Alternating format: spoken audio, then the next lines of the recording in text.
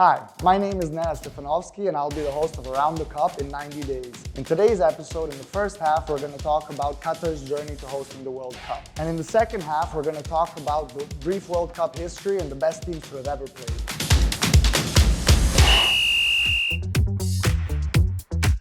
Qatar were announced hosts of the World Cup on 2nd December 2010. At that point, they only had 2 of their current 8 stadiums, and even those 2 stadiums had to be refurbished. Qatar is a very small country, roughly 11,500 kilometers squared. It is by far the smallest country to ever host the World Cup after Switzerland in 1954. They are also the first Arab nation to host the World Cup, and their journey to hosting the World Cup differs from all previous hosts in that they had to build completely new infrastructure, stadiums, metro, and roads. In December 2019, Qatar hosted the Club World Cup. This was seen as a test of their infrastructure in the roads and the stadiums. Additionally, they discussed with flamenco fans and Liverpool fans how to improve the World Cup experience to give us the best possible experience this November.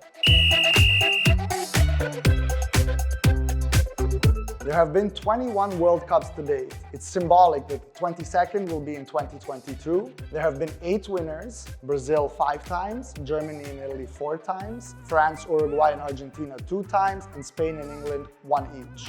Teams such as Hungary and the Netherlands must be mentioned. Hungary has reached the finals on 2 occasions without winning the tournament, and the Netherlands holds the FIFA record for most finals, 3 without a win. We here at Around the Cup have chosen Mexico 1970 as the best World Cup to date, for many reasons. 1, the best team of all time, Brazil in 1970 played. It was the first World Cup to be televised in color. There was new rule changes pertaining to substitutions, a new ball, and it has the highest goals per game ratio of any World Cup. Thank you for watching today's episode. My name is Nenad Stefanovski. Please follow us for more daily info on the World Cup. See you soon. Hi, my name is Nenad Stefanovski and welcome to another episode of Around the Cup in 90 days. Today we'll be discussing Al Bayt Stadium in the first half, and in the second half we'll be discussing Senegal's footballing history.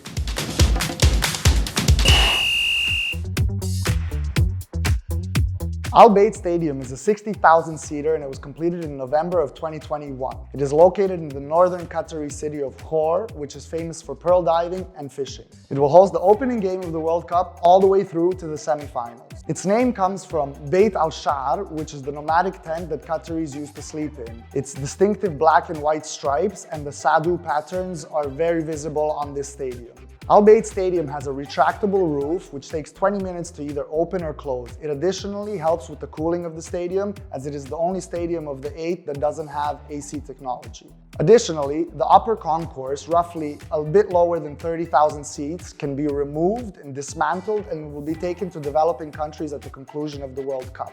The upper concourse of the stadium in Qatar will be transformed into a shopping mall, sports complexes, and running tracks.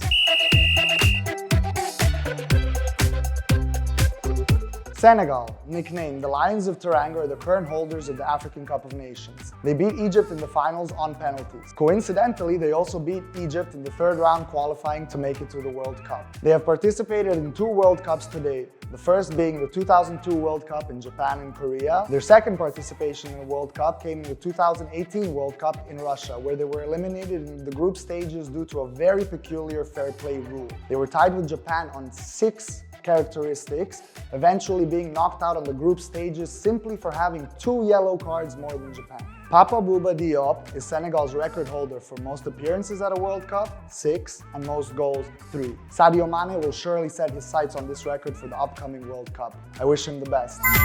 Thank you for watching another episode of Around the Cup in 90 days. Please follow us for more daily info on the World Cup. See you soon. Hi, my name is Nenad Stefanovski and welcome to another episode of Around the Cup in 90 days. Today we'll be talking about Group G in the first half, and in the second half we'll be discussing our pick of the best kits ever to feature at a World Cup.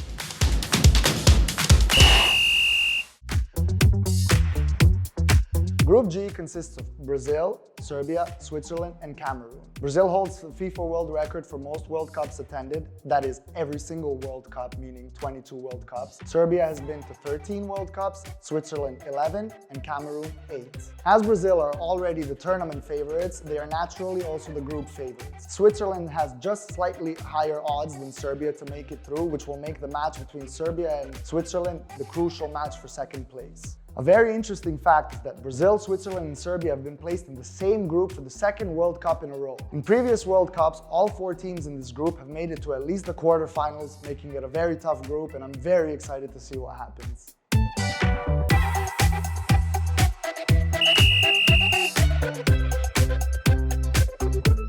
Our picks here at Around the Cup for the best kits ever to feature at a World Cup start with the Netherlands kit in 1974. It has an extremely clean design and it's associated with the birth of total football. Johan Cruyff had a sponsor with Puma at the time, causing him to tear one of the stripes off the Adidas logo, making the kit all that much more memorable. The second kit that we have chosen is Germany's kit from 1988 to 1990. They wore it at 2 major tournaments, winning the World Cup in the process. It has a very interesting incorporation of the German flag on it, so much so that Germany created a throwback kit in 2018. Another one of our picks here at Around the Cup for best kits to feature is Croatia's kit from 1998. It was their debut World Cup and it has a very cool 3D print on it never seen before. It was judged by many newspapers to be the best football kit of all time. Thank you for watching another episode of Around the Cup in 90 days. Please follow us for more daily info on the World Cup. See you soon.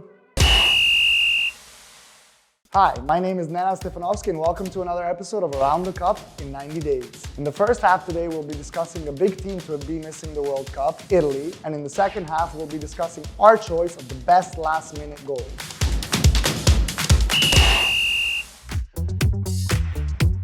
This is the second World Cup in a row that Italy has failed to qualify for. This is the first time in their history this happens, and it's truly unbelievable for a 4-time world champion. Switzerland were the one to make it through their groups thanks to a late penalty miss from Jorginho. Everyone then expected to see Portugal and Italy line up in the playoff semi-final. However, there was a big shock. Northern Macedonia, specifically Aleksandar Trajkovski, scored in the 92nd minute to knock Italy out of qualifications, meaning they didn't make the World Cup. Since their loss to Sweden in the 2018 playoffs, they went on a FIFA world record of 37 games unbeaten, even clinching the Euros in the process. It's truly unbelievable that they failed to qualify for both World Cups on either side of this impressive feat.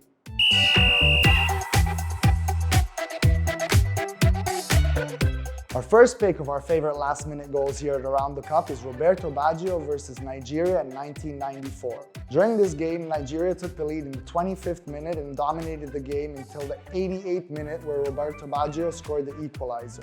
He then went on to score a penalty in the 102nd minute to win the game for Italy, and Italy went on to be runners-up at that World Cup, just proving how crucial that late goal was. Another one of our favorite last-minute goals here at Around the Cup is David Platt's goal against Belgium in 1990.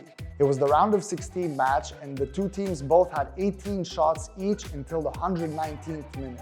David Platt was earlier introduced as a substitute and in the 119th minute scored a superb volley to clinch the win for England. They then went on to be 4th place in that year's World Cup.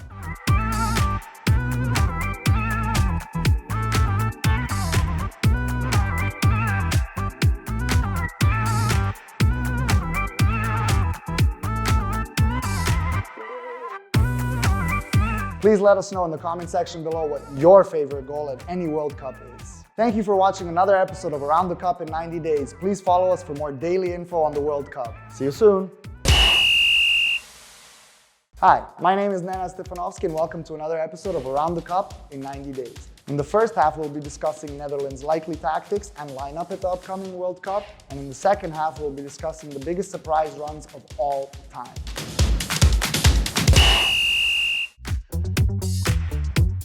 The Netherlands are known as the pioneers of total football, which is very evident in Louis van Gaal's tactics. He likes fullbacks that can pass and strikers that are always involved in the build-up play.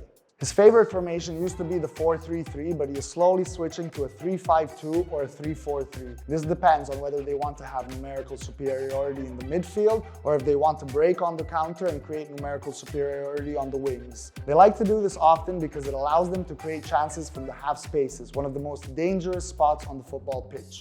Louis van Gaal views entertaining as his moral duty and he is known for giving youngsters a chance, so be sure you're going to see a lot of young players featuring in the World Cup. It's very tough to predict the starting lineups, particularly given that there's half a season to play until the World Cup, but this here is our choice of Netherlands' most likely starting 11.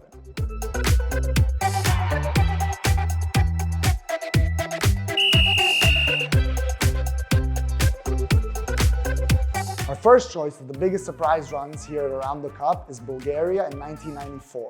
They lost their first game to Nigeria from a score of 3-0, but then bounced back to thrash Greece 4-0. They then went on to beat Argentina in their third group stage match by a score of 2-0. They then had to face Mexico in the round of 16, which they beat on penalties, before going on to the quarterfinals, beating Germany 2-1 despite being 1-0 down. Two quick goals in the 75th and 78th minute brought the victory for Bulgaria, which progressed them to the semi-finals, where they unfortunately lost to Italy. Nonetheless, this marks a very, very impressive run for a country that no one even thought would make it out of the groups that year. Our second pick here at Around the Cup for biggest surprise runs at World Cups is Costa Rica in 2014. They were placed in a group with 3 previous World Cup champions, and they finished first. They beat Italy and Uruguay, and they drew England in their last group stage match. They conquered Greece in the round of 16 on penalties before unfortunately losing to Netherlands on penalties in the quarterfinals. However, the Netherlands went on to be third at that World Cup, and this impressive feat for Costa Rica took them from 28th in FIFA's rankings to 16th. And our final pick here for the biggest surprise runs at World Cups is Croatia in the 2018 World Cup. It is true that their 98th campaign had much more difficult opponents, and they did make the semi-finals. However, in 2018, they actually made it to the finals. They took 9 points from 9 in the group stages, including a 3-0 victory over Argentina, who were the previous World Cup's runner-up. They went on to beat both Denmark and Russia on penalties before beating England 2-1 in the semi-finals. Unfortunately, they went on to lose 4-2 from France, but this is a very impressive feat for a country that has a population of just over 4 million.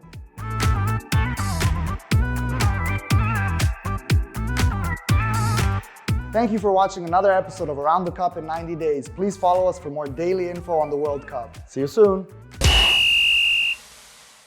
Hi, my name is Nena Stefanovski, and welcome back to another episode of Around the Cup in 90 Days. In the first half, we'll be discussing up-and-coming talent from Group B. We all know the likes of Jadon Sancho and Phil Foden, but we're not here to tell you something that you know. We're going to be focusing on some more under-the-radar players. In the second half, we'll be discussing the best defenders ever to feature at World Cups.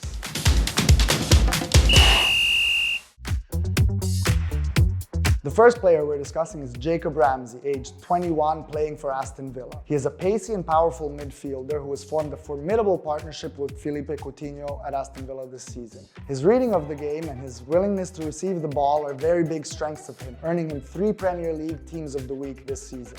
It is hard to say whether he will feature given England's plethora of talents. However, there's a strong case to be made if he continues this first half of the season like he has played in the previous one. Another one of our picks is 19-year-old Yunus Musa. He plays for the US men's national team and Valencia. At only 19 years old, he has already staked a starting spot in Valencia and the US men's national team. He is a hard worker and is involved both defensively and offensively. The foundations are there for a complete midfielder, and we here at Around the Cup hope that he has a big impact for the US at this World Cup. Our final pick is 21-year-old Brennan Johnson. He plays for Wales and newly promoted Nottingham Forest. This season, he played every single game for Nottingham Forest in the Championship, scoring 16 goals and assisting 9. He will surely be the focal point of Wales' attack at this World Cup, as he has an extreme penchant to make something out of nothing. Let us know who you think are the best up-and-coming talents in Group B in the comment section below. Our first of these picks is Paolo Maldini, the undisputed godfather of defending. It is for this reason that he has made our list ahead of compatriot Fabio Cannavaro, despite not having won a World Cup. He has played 4 World Cups, including 23 games, and he holds the FIFA all-time world record of 2,217 consecutive minutes played at a World Cup. Alongside 12 other individual awards, Paolo Maldini was awarded European Defender of the Year on 4 occasions. Additionally, he was a crucial factor in Italy's FIFA record of 5 consecutive clean sheets at a World Cup. Next up is Franz Beckenbauer, nicknamed Der Kaiser. He has played 3 World Cups, including 18 games, being announced the best young player at the World Cup in 1966. He was part of the All-Star team for every World Cup that he participated in, and IFFHS has announced him as the German, European, and World Footballer of the Century. Finally, we get to Bobby Moore, England's star centre-back who played at 3 World Cups, including 18 games. He captained England to World Cup glory in 1966 on home turf, completing the feat with 0 losses and 1 draw. Because of this, he was nominated as the best defender at that year's World Cup and the best European defender in 1966. He made FIFA's all-time 1994 and 1998 World Cup teams.